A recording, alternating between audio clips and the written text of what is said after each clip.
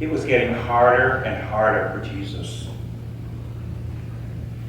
The more good he did, the more somebody criticized him, the more somebody had it out for him.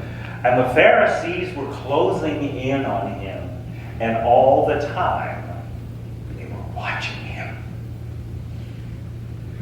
You know the history.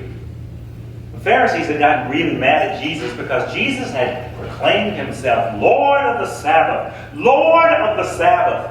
So Dr. Luke writes that they were following him, giving him the blues, and not in a good way, every time they could catch him breaking their holy law.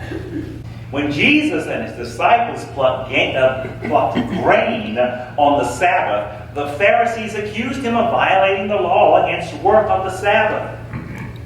Jesus reminded them that David himself had gotten hungry and went into the synagogue and eaten the very bread of presence when? On the Sabbath. Then the Pharisees got on Jesus because he cured the man with the withered hand on the Sabbath. Jesus said, when do you think it's really unlawful to do good on the Sabbath to restore health? And then last week, we talked about the temple leaders who had jumped all over Jesus because he cured a woman who had been crippled for 18 years. When did he cure her? On the Sabbath. And now they had invited Jesus to one of the Pharisees' homes where they could watch him even more closely, where they could get the goods on him, watch him on their home turf. Now, in those days, coming to the Pharisees' home for dinner was a very intricate affair. You really had to know your dinner manners. It's tantamount to knowing which fork you're supposed to use now when you go to someone's home. And this meal was indeed a very high meal. It was a wedding feast. A wedding feast celebrated more than a marriage in those days. A wedding feast celebrated the consummation, full and complete, of the wedding union. And so people came to your house and they stayed until they got proof that the wedding union had been consummated, and I will leave you to your imagination how they got that proof. You see, the tables and lounges, they weren't sitting at little tables. The tables and lounges were arranged in such a manner that the most important guests had the opportunity to recline or lounge on these chaises in the middle of the feast, while the lesser guests had to take lesser important seats around the table. And everybody had to know how important they were, or how important they thought they were. It was quite a balancing act. Going to one of these parties in Jesus' time was kind of like a balancing act. It was kind of like musical chairs at dinner. Everybody was on display. Everybody was trying to one-up one another. And I can just imagine that Jesus, as he accepted the Pharisees' invitation to this formal marriage feast, to this formal dinner, must have wondered, what kind of game are these Pharisees attempting to play on me now? But the Holy One, centered in God, never allowed himself to be caught up in the lion's den. He never allowed himself to lose until he was ready to surrender. Jesus used this invitation to the party to turn the tables. Jesus walked in, and before anybody could say anything to him, he said this: when you are invited to a banquet this ornate and this lavish, don't walk in assuming that the most important seat is for you. Because if somebody more important than you shows up, the host is going to have to invite you out of your lovely lounging chair so that somebody more important can be seated. No, when you come in, take a lower seat so that the host can honor you and invite you to take a higher seat commensurate with your station. Jesus said, you're watching me? Watch yourself. And another thing Jesus said, stop just inviting other rich people who can pay you back by inviting you to their homes. You know those invitations we all get. Somebody's inviting me over, and they've laid out their finest linen and their finest tablecloth. So when they come to my house, I've got to lay out my finest linen and my finest tablecloth so they can invite me back and lay out their finest. And you know, we get caught up in these circles of people, and nobody can get in because all we're doing is repaying each other. Well, the last time we met at your house, so this time let's meet. He said, no. Let there be no limits to your hospitality. Open your homes to the poor, to the lame, to the young, to those who have no way of paying you back. Oh, what a different feast our feast would look like if we really did that. Therefore, you will receive your reward when God invites us all to sit at God's great banquet table. Again, you want to watch me? Watch yourselves. Jesus is telling us to watch ourselves.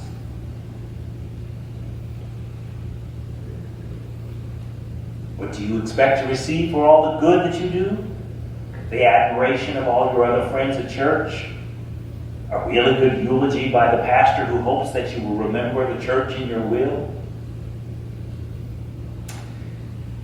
Jesus says that the righteous will live again, that they will be resurrected. In this particular story, Jesus identifies the righteous in the following manner. Not the ones who have lived set-aside lives, keeping the law and never committing the slightest sin. Who can do that? The Pharisees thought they could do that, and further, they thought they were the ones who could judge whether or not other people kept the law and committed sin. Do you see the danger in that? The Pharisees would then be in charge of your and my behavior. Jesus said no.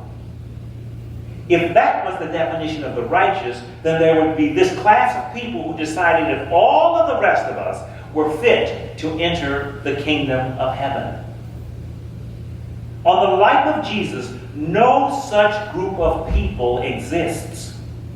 In this story, Jesus defines the righteous ones, not as the ones who live holy, but the righteous ones are the ones who extend help to those who cannot possibly pay it back. That is Jesus' definition of righteousness in the story. Extending hospitality to people who can't pay it back. I tell this story all the time because it continues to have meaning for me. When I was a little boy, our minister and his wife, their last name was Dickerson. Well, his first name was Lloyd Lincoln, so they called him LL. And his wife's name was Penelope Patricia or something. So everyone in the church called her PP. And she was a very tall woman, about 6-something. And she played the piano beautifully. And she did not have much to do for me because every Sunday after church, I would run down the aisle and bang on the piano at church. Well, in those days, that was a no-no for little kids. So every Sunday after church, I would run down and just bang on the piano, and PP would catch me. And so my memory of PP was always this. For years, that's the way that woman looked at me, and I was convinced that she hated me. It was not until I became an adult that I realized how much this woman not only loved me, but loved our entire family. First of all, she was my sister's godmother. How could she not love our family? Secondly, when my mother got all of her kids finally in elementary school, she could go back to work. It was this woman who found a job in the community so that my mom could work near us and still be there to send us off to school and be there when we got home. She found that job. But finally, when our church decided to close its doors in order to build a new building, and we had all of these upright pianos and we didn't know what to do with them, she told my parents, I want one of those upright pianos put in your house, and he will play it.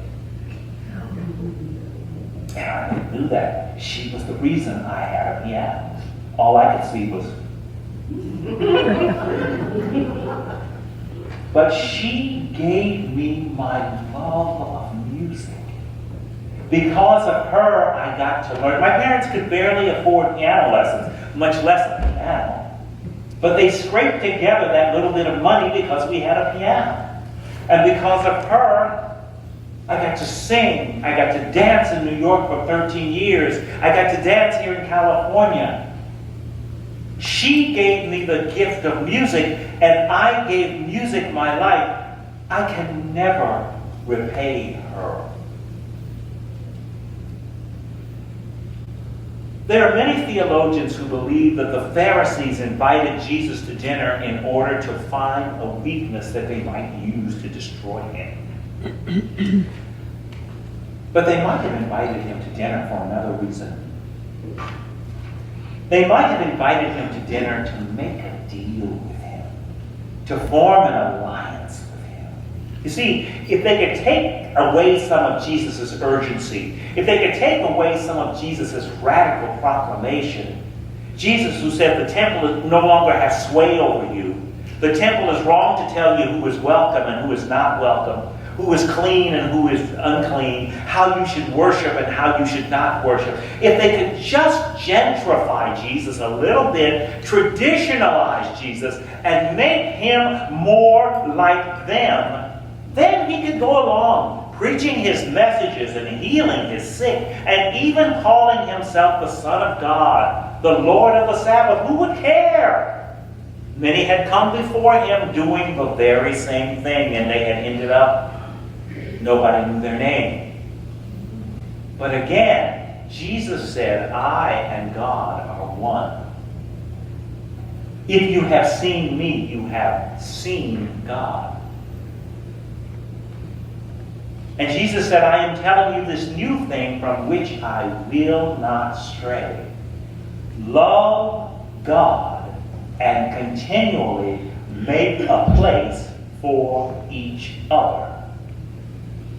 Make a place for everyone. That's it. No deals. And because the Pharisees and the other temple officials couldn't control him, couldn't change his mind over dinner, they had to destroy him. And in the end, out of their own weakness, destroying him they did. Because they were so frightened of losing control of the future.